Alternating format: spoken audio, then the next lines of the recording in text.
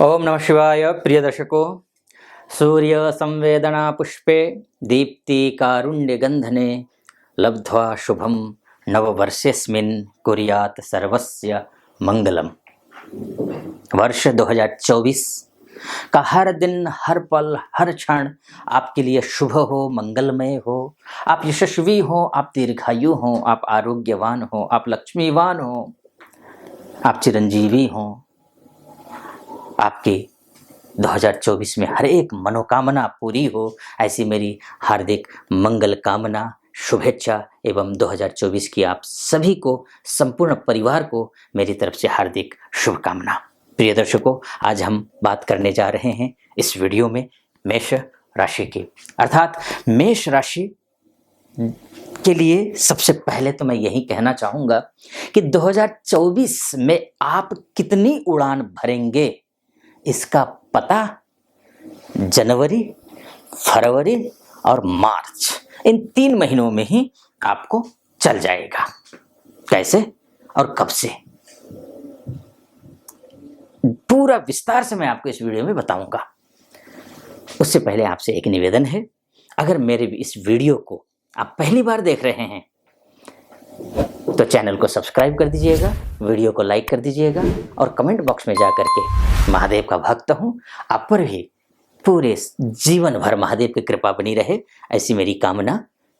अगर वीडियो अच्छा लगता है तो कमेंट बॉक्स में जा करके ओम नमः शिवाय, महामंत्र है भोलेनाथ का, ओम नमः शिवाय 5 बार या 11 बार अवश्य लिख दीजिएगा।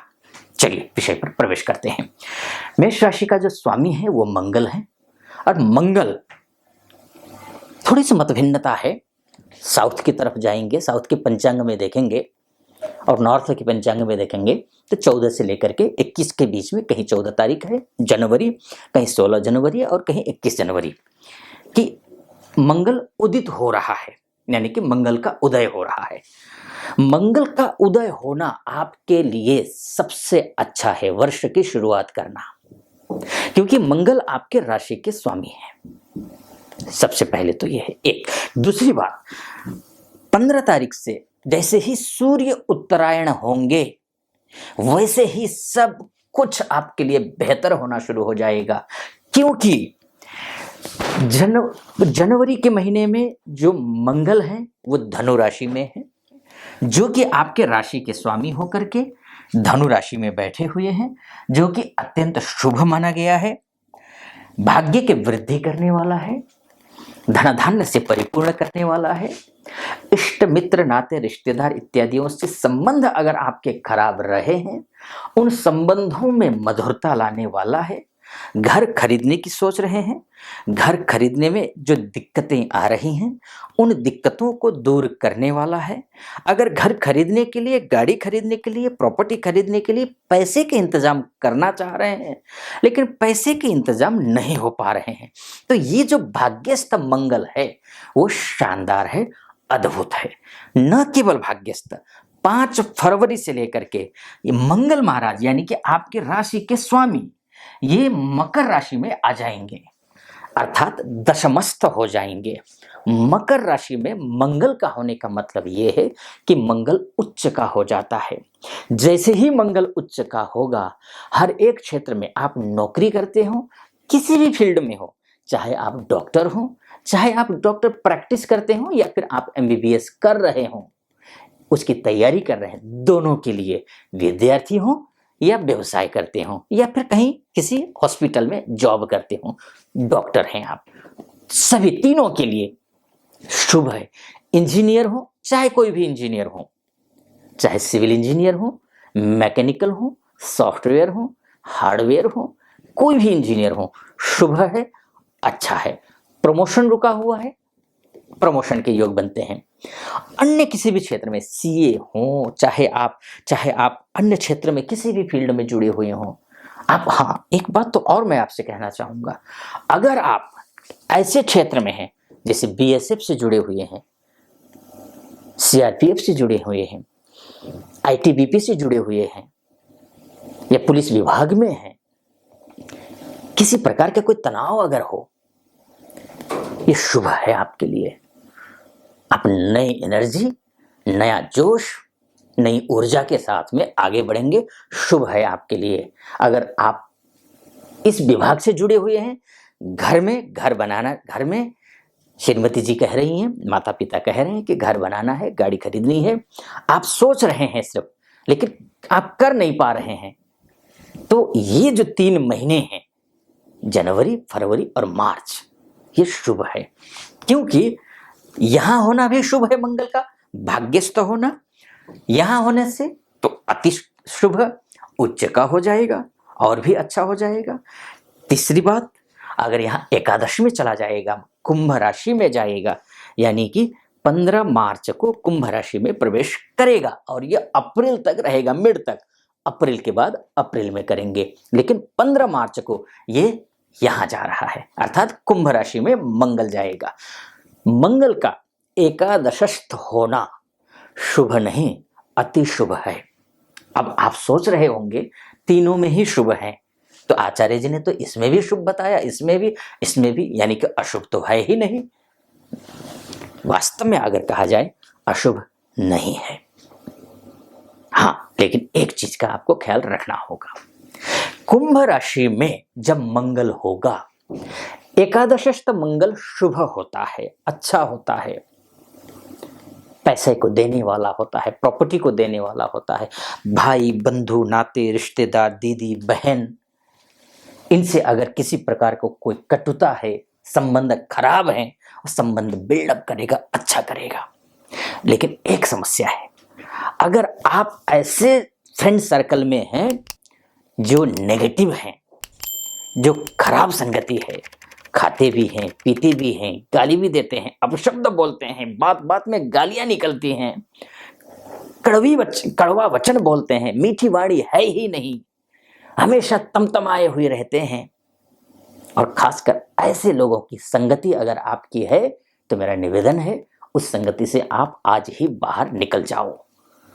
अगर उस संगति से आप निकल गए, तो आप जो 3 महीने हैं, उन 3 महीनों में आप पूरा साल को बेहतर नहीं, बहुत बेहतर बना सकते हो, शानदार बना सकते हो। क्योंकि इससे मंगल का उदय होना, भाग्यस्थ होना, सूर्य भी देख लीजिए ना कि 15 जनवरी से सूर्य भी यहाँ दशमस्थ सूर्य हो जाएगा। दशमस्थ सूर्य होने का मतलब जानते हैं आप? शासन से, प्रशासन से, उच्च अधिकारियों से, बॉस से आप बिजनेस करते हैं, डील नहीं हो पा रही है, डील हो जाएगी, बन जाए। कोई स्टार्टअप करना चाह रहे हैं बिजनेस का, कोई भी बिजनेसमैन हो आप, मैन्युफैक्चरर हो, ट्रेडर हो, छोटे रिटेलर हो, छोटे उद्यमी हैं, मझौले उद्यमी हैं, बड़े उद्यमी हैं, या फिर इंपोर्ट एक्सपोर्ट का काम करते हैं, ऑनलाइन बिजनेस कर रहे हैं। और बड़ी बात, अगर आप होटल रेस्टोरेंट का काम करते हैं, भूमि से संबंधित आपका बिजनेस है, रियल एस्टेट का काम करते हैं, कंस्ट्रक्शन में काम करते हैं, प्रॉपर्टी का काम करते हैं, जॉब या बिजनेस, दोनों की बात मैं कर रहा हूं। डॉक्टर हैं, जॉब करते हैं, या फिर खुद का हॉस्पिटल है और उसमें प्रैक्टिस करते हैं, या एमबीबीएस कर रहे हैं, या लॉयर हैं आप, एलएलबी कर रहे हैं, या फिर सीए हैं, पढ़ रहे हैं, या फिर सीए का आपका अपना ऑफिस है, या फिर कहीं जॉब करते हो। हर एक क्षेत्र के लिए ये जो 3 स्थान में जो मंगल महाराज जा रहे हैं, इन तीनों में ये पूरे उसमें सबसे अच्छे माने गए हैं। सावधानी क्या बरतनी है वो मैंने आपको बता दी। सूर्य की मैं बात कर रहा था। सूर्य आपका, अगर विद्यार्थी हैं तो पढ़ाई कीजिए, बाकी सूर्य पर छोड़ दीजिए। शुभ नहीं, आप 80%, 90%, 95% के लिए आप मेहनत की थी आपने, तो मैं कह रहा हूं उससे अधिक आपके रिजल्ट अच्छा आएगा। संतान के लिए प्लानिंग कर रहे हैं, योजना बना रहे हैं, सफलता नहीं मिली थी ना, आप इन 3 महीनों में आप प्रयास करके देखिए। किसी एक महीने की बात मैं नहीं करूंगा। सूर्य, भाग्यस्थ सूर्य भी अच्छा होता है, कर्मस्थ सूर्य भी अच्छा होता है, एकादशस्थ सूर्य भी अच्छा होता है। जब एकादशस्थ सूर्य होगा, थोड़ा सा आपको अपने ईगो को ध्यान रखना होगा, क्योंकि शनि और सूर्य इकट्ठे हो जाएंगे। शनि और सूर्य का इकट्ठा होने का मतलब यह है वाद, और साथ में मंगल और शनि का इकट्ठा होने का भी मतलब ये है, इकट्ठा अर्थात युति संबंध होने से मतलब है मेरा। जब इन सूर्य मंगल का युति संबंध हो या फिर सूर्य मंगल और शनि का युति संबंध हो, वाद से, विवाद से, अनावश्यक लड़ाई से, झगड़े से बचना चाहिए। उसका एक ही तरीका है, आपको संगति अच्छी रखनी है, ये आपको ध्यान देना है। ये एक बात हुई। अब आते हैं गुरु पे। गुरु की जहां तक बात करें, आपकी राशि के हिसाब से गुरु जो है वो भाग्येश है। और भाग्येश का मतलब क्या है? भाग्यम फलति सर्वत्र न च विद्या न च पौरुषम। और ये अर्थात भाग्य ही सब कुछ है। बाकी अन्य ग्रह जैसा भी चल रहे हो, अगर भाग्य ही आपका खराब है तो आपको प्राप्त, अन्य ग्रह आपको प्राप्त करवा रहे हैं लेकिन भाग्य साथ नहीं दे रहा है तो लाभ नहीं होता है। तो भाग्येश की स्थिति क्या है ये जानना भी जरूरी है। अब भाग्येश गुरु है जो कि पूरे साल आपके ही राशि में अर्थात मेष राशि में है।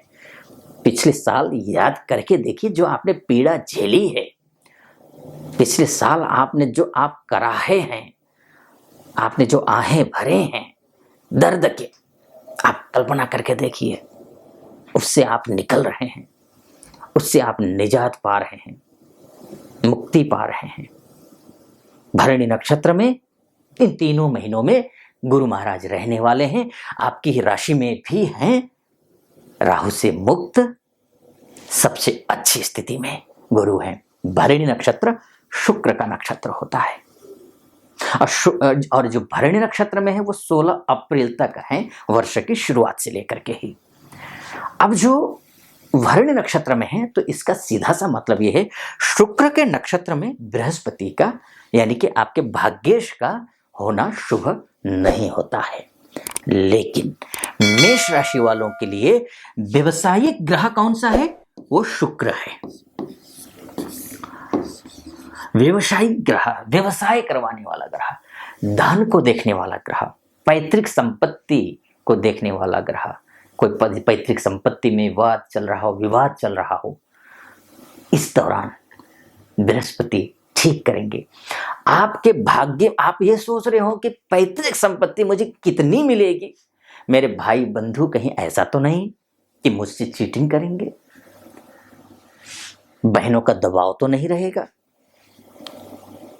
तो ऐसी स्थिति अगर किसी प्रकार का बहन है तो बहनों के लिए, भाई है ऐसे बहनों को यह लग रहा हो कि पता नहीं हमें मिलेगा नहीं मिलेगा, कानून तो बना है लेकिन भाई का सपोर्ट मिलेगा नहीं मिलेगा। लेकिन यथोचित एक टेबल पर बैठ करके रास्ता निकाल लेंगे इन 3 महीनों में। बस एक ही चीज का ध्यान रखना है, वाणी मधुर होनी चाहिए, एक ही चीज का ध्यान रखना है। लड़ाई झगड़ों से, जैसे मैंने पहले कहा, मंगल शनि का संबंध भी बनेगा इन 3 महीनों में। इन 3 महीनों में शनि और सूर्य का संबंध भी बनेगा।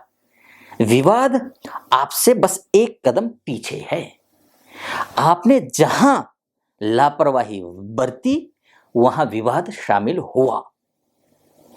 इसलिए वाणी में मधुरता, अच्छे लोगों की संगति और कठोर वचन तो बिल्कुल नहीं, इस बात का ध्यान रखना है। शनि के और शुक्र के नक्षत्र में जब गुरु महाराज जाएंगे तो व्यवसायिक लोगों के लिए, चाहे कोई भी आप व्यवसाय करते हो, जैसे मैंने पहले ही कहा आपसे, चाहे कोई भी व्यवसाय करते हो, मैन्युफैक्चरर हो या रिटेलर हो, आपके लिए शुभ है। बस दिनचर्या को फॉलो करना, ये मत कर देना नया साल में कि रात को 2 बजे सो रहे हैं और सुबह 8-9 बजे तक बिल्कुल चादर तान के लेटे हुए हैं। सर्दियों का भी महीना चल रहा है, तो ये मत करना। सूर्य मंगल जब एक्टिव हो रहे हो ना, दिनचर्या को अगर आपने सही से फॉलो किया, ग्रह 100% आपके साथ है, निश्चिंत रहें। ज्यादा विस्तार में जाऊंगा, मैं शनि के बारे में भी बताना चाह रहा था। शतभिषा नक्षत्र में है शनि। शतभिषा नक्षत्र बता ही देता हूं थोड़ा सा। शतभिषा नक्षत्र के कर्म क्षेत्र यानी कि मान सम्मान का, पद का, प्रतिष्ठा का, आपसी रिश्तों का, बॉस के साथ रिश्ते या फिर कलीग के साथ रिश्ते, मेहनत, इन सब के लिए शनि नेतृत्व करता है। पैसा कितना आएगा शनि देखता है। शतभिषा नक्षत्र में है, बहुत अच्छा है। 5 अप्रैल तक शतभिषा नक्षत्र में है, अच्छा है। राहु का नक्षत्र है और राहु जो है रेवती नक्षत्र में है, जो कि बुध का नक्षत्र है। और बुध कौन है आपकी कुंडली में? साहस का ग्रह है। ऋण इत्यादि ली हुई हो तो भी सपोर्ट करेगा। राहु भी, शनि भी, गुरु भी, सूर्य मंगल की तो मैंने बात की ही। ये सारे ग्रह आपके फेवर में हैं। खराब कहने के लिए कुछ नहीं है, लेकिन अगर आपकी date of birth, time of birth और प्लेस ऑफ बर्थ में ग्रहों की स्थिति ही इतनी पुअर हो, इतने खराब हो, मानकर चलिए कि आपके लग्न कुंडली में आपका भाग्येश और कर्मेश षडबल में कमजोर हो, दिग्बल, कालबल, चेष्टाबल में कमजोर हो, दशांश में कमजोर हो, त्रिंशांश में कमजोर हो, चतुर्थांश में कमजोर हो, अब वेल्थ को लेकर के अब शनि को मानकर चले होरा में खराब पड़ा हुआ हो, भाई बंधुओं के साथ में झगड़े चल रहे हो, दृष्टान खराब हो, नवमा पत्नी के साथ बनता नहीं है, रिश्ते अच्छे नहीं आ रहे हैं, इसमें आपका सप्तमे आपका जो शुक्र जो है वो नवांश में खराब हो, तो ऐसी स्थिति में या फिर आपका भाग्येश और कर्मेश मृत अवस्था में हो, तो मृत अवस्था के ग्रहों का तो संजीवनी भी काम नहीं करता है। उसमें तो आपकी कुंडली के डिटेल में ही जाना पड़ता है, तभी पता चल पाएगा। लेकिन ये एक मोटा मोटी तौर पर 3 महीने कैसे रहेंगे ये मैंने आपको बताने की कोशिश की है। अगर आप डिटेल में अपनी कुंडली का विश्लेषण करवाना चाहते हैं, बहुत साल से परेशानी आ रही है और आचार्य जी भी कह रहे हैं कि अब ये समय शुभ है लेकिन शुभ हो नहीं रहा है, तो ऐसी स्थिति में अगर आप डिटेल में कुंडली, इसका मतलब कुछ ना कुछ कमी तो है कुंडली में, तो कुंडली में क्या कमी है इसको आप विश्लेषण करवाना चाहते हैं तो नीचे नंबर होगा, उस नंबर पे कॉल करके मुझसे भी बात कर सकते हैं, अपनी कुंडली का विश्लेषण करवा सकते हैं। उनसे बात कर लीजिए, इस नंबर पे कॉल कीजिए, हमारे जो प्रतिनिधि होंगे वो कॉल उठाएंगे और आप मुझसे बात करने के लिए अपॉइंटमेंट आप उनसे ले लीजिए और मेरे से बात कर सकते हैं। फिलहाल इस वीडियो को ज़्यादा लंबा ना करते हुए यहीं पर समाप्त करता हूं। आपको कैसा लगा वीडियो? पूरा साल का भी मैंने वीडियो बनाया हुआ है, पूरा साल कैसा रहने वाला है इसको भी आप फॉलो कर सकते हैं। फिलहाल इस वीडियो को मैं यहीं पर समाप्त करता हूँ। कैसा लगा आपको? अच्छा लगा हो तो चैनल को सब्सक्राइब, वीडियो को लाइक और कमेंट बॉक्स में जाकर ओम नमः शिवाय 5 बार या 11 बार अवश्य लिख दीजिएगा। फिलहाल अनुमति दीजिए। ओम नमः शिवाय।